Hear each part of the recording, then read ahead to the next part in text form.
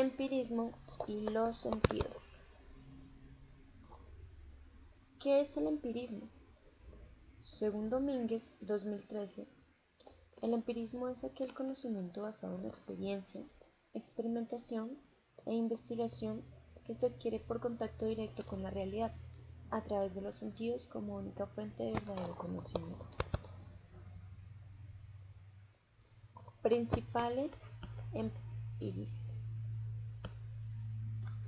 A finales del siglo XVII y a mediados del siglo XVIII, Thomas Hobbes (1588 a 1679), John Locke (1632 a 1704), George Berkeley (1685 y 1752). Ellos, juntos, fueron los principales empiristas, destacando el tema filosófico de que todo el conocimiento es el resultado del aprendizaje, las asociaciones y la experiencia dada por los sentidos.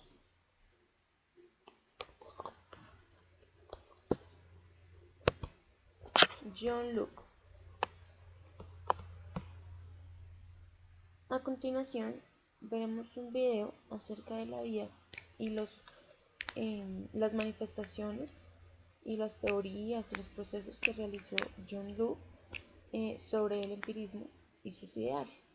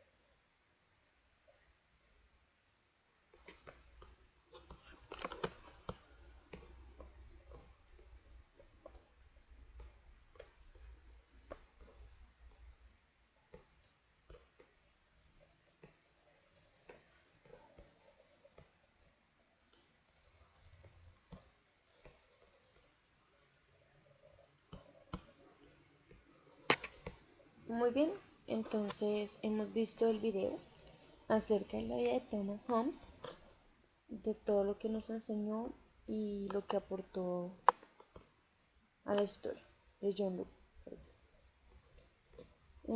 Thomas Hobbes es recordado por su obra sobre la filosofía política, aunque también contribuyó en una amplia gama de campos como historia, geometría, teología, ética, filosofía general y ciencia libre. Más tarde diría respecto a su nacimiento: el método y yo nacimos gemelos. La frase alude a que su madre dio a luz de forma prematura por el terror que infundía la armada invisible española que se acercaban a las costas británicas.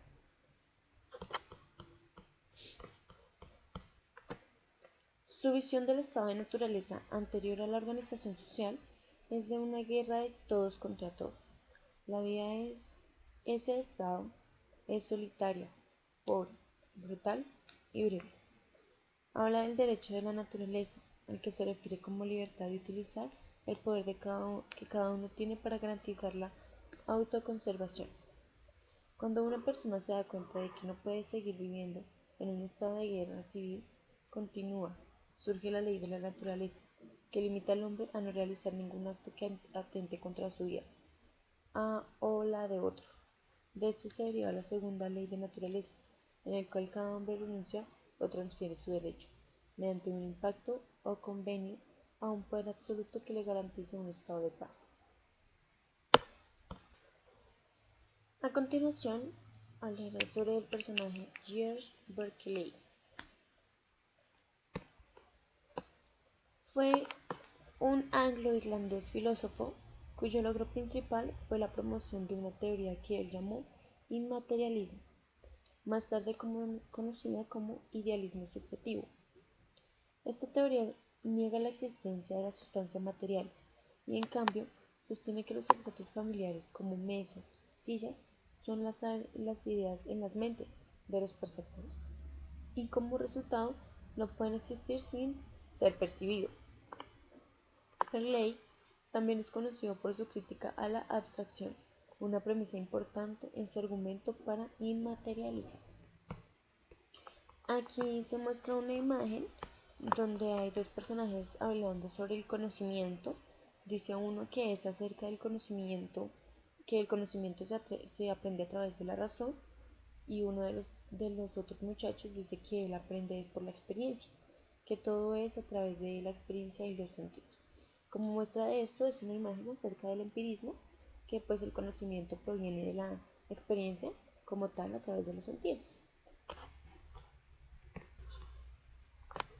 Sensación y percepción son áreas de la ciencia y, en función de ello, sus problemas más básicos, al igual que su metodología cuantitativas exactas, pueden encontrarse en diversos campos de la ciencia. Estudia la biología, física y química. A continuación, se mostrará nuevamente y brevemente un video acerca de la sensación y la percepción.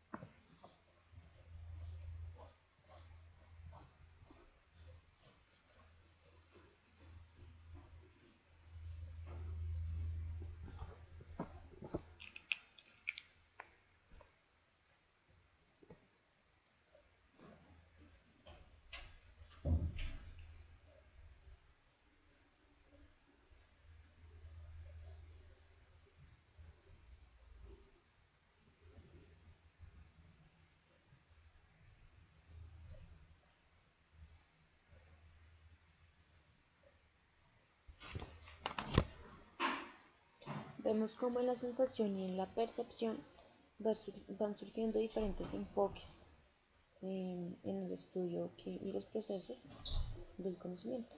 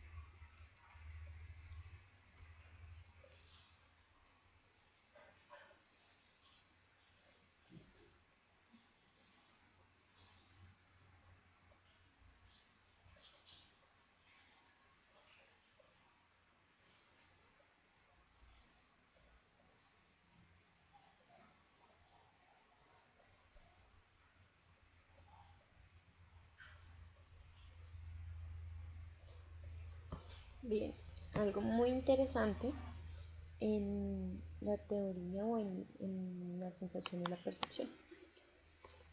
Continuaremos con los con la experiencia sensorial. El primer autor que tenemos es Thomas Young, de 1973 a 1829. Él habla acerca del sentido de la visión. Él formula la teoría ondulatoria. También se le reconoce por su trabajo básico en la percepción del color. Enseguida tendremos al físico James Clerk Russell. Él tuvo planteamientos algebraicos y teoría punta. Otro de nuestros filósofos físicos fue Isaac Newton, de 1642 a 1727, quizá el mayor precursor científico de la percepción. Él trabajó acerca de la óptica de la luz, los colores y en partes diferentes tuvo también varios trabajos acerca de la química y, como ya dije, la física. Hermann Helmholtz de 1821 a 1894, renombrado por su formulación matemática de la ley de la conservación de la energía. También escribieron ampliamente sobre la percepción del color. En muchos aspectos, su trabajo estableció las bases para gran parte de nuestra comprensión contemporánea acerca de este complejo tema que se analiza en los campos del electromagnetismo. Ernest Mach, de 1838 a 1916, fue famoso por su trabajo clásico sobre mecánica. Es imposible que usted reconozca su nombre como se aplica en el número sobre Mach, una unidad de velocidad de un objeto expresado en relación con la velocidad del sonido. También estudió la sensación, escribiendo un libro en 1886 al que intituló El análisis de las sensaciones, e hizo numerosas contribuciones al estudio de los fenómenos de contraste visual, uno de los cuales, llamado bandas Mach, se escribieron en la mecánica de la sensación. Otro fue Wilhelm Wundt, en 1832 a 1920, el fundador de la psicología experimental. Él hizo el entrenamiento formal de Wundt, estuvo en la medicina y la fisiología, y sus primeros trabajos se concentraron en el papel de sal en la formación de la orina. De interés tangencial es el hecho de que uno de los primeros colegas de Wundt en sus tempranas empresas científicas fue el químico R. W. von Bronsted, de 1811 a 1899, quien inventó un mechero de gas que lleva su nombre, Hunt-Sal, en 1984. Wundt comenzó una serie de estudios esenciales sobre la visión, la audición, la atención y tiempo de reacción, que él consideraba como un medio para estimar la velocidad del pensamiento, que colocaron los problemas y temas de la sensación y la percepción al mismo nivel que los de cualquier ciencia. En muchos sentidos, los problemas de la sensación y la percepción con los que trabajó Wundt en el siglo XIX son versiones de los que se consideran actualmente muy importantes.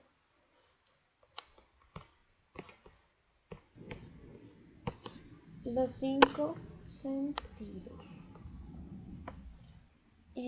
Los seres humanos y los animales tienen distintos sentidos.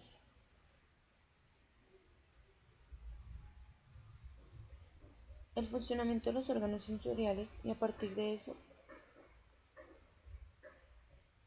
poseemos el olfato, la vista, el gusto, el tacto y el oído.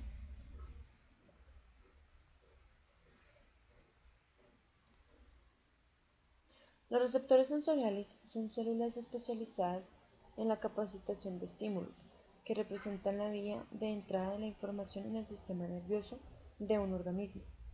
Los receptores sensoriales se pueden clasificar en quimiorreceptores, mecanorreceptores, termorreceptores, fotorreceptores.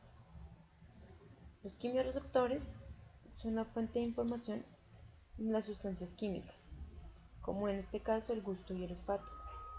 Los mecanorreceptores son la fuente de información proveniente de tipo mecánico, por ejemplo, contacto, no contacto, vibraciones, texturas,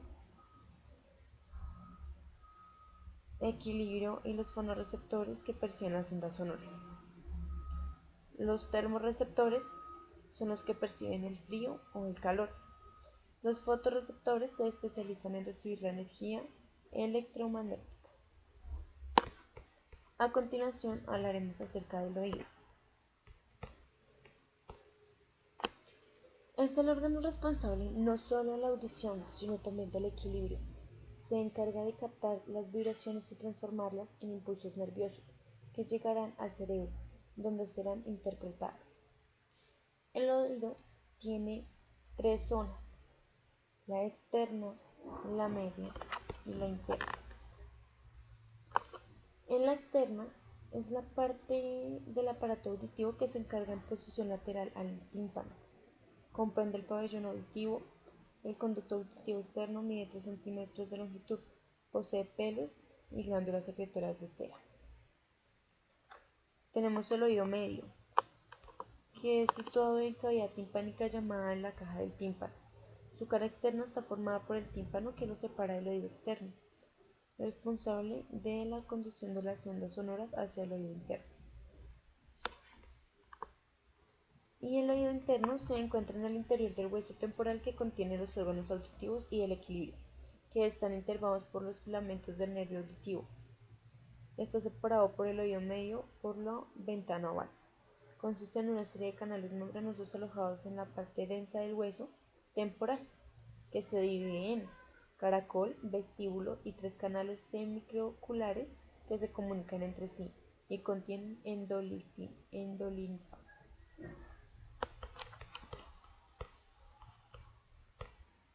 La vista. Aunque el ojo es el denominado a menudo como el órgano de la visión, en realidad el órgano que afecta el proceso de la visión es el cerebro.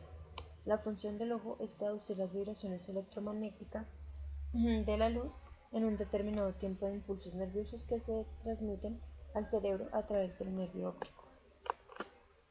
El globo ocular es una textura esférica de aproximadamente 2 centímetros de diámetro, que se encuentra en la parte exterior que compone las 3 capas del tejido, las cuales son la capa externa o esclerótica, la capa media o uvea, la capa interna o retina.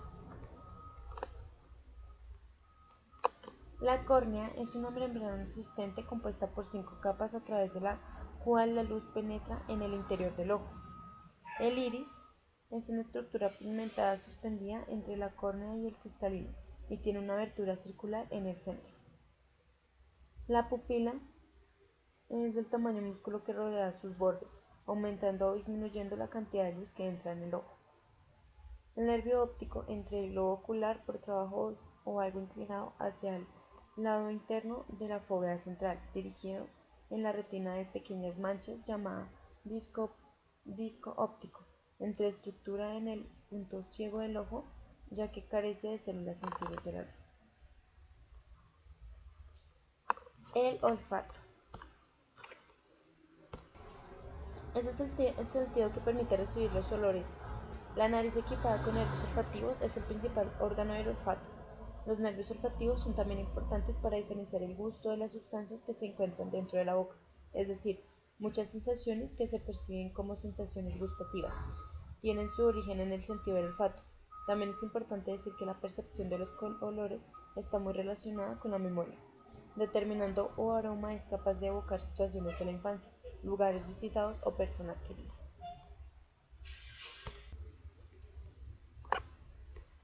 El gusto es facultad humana, entre otros animales actúa por contacto de sustancias solubles con la lengua.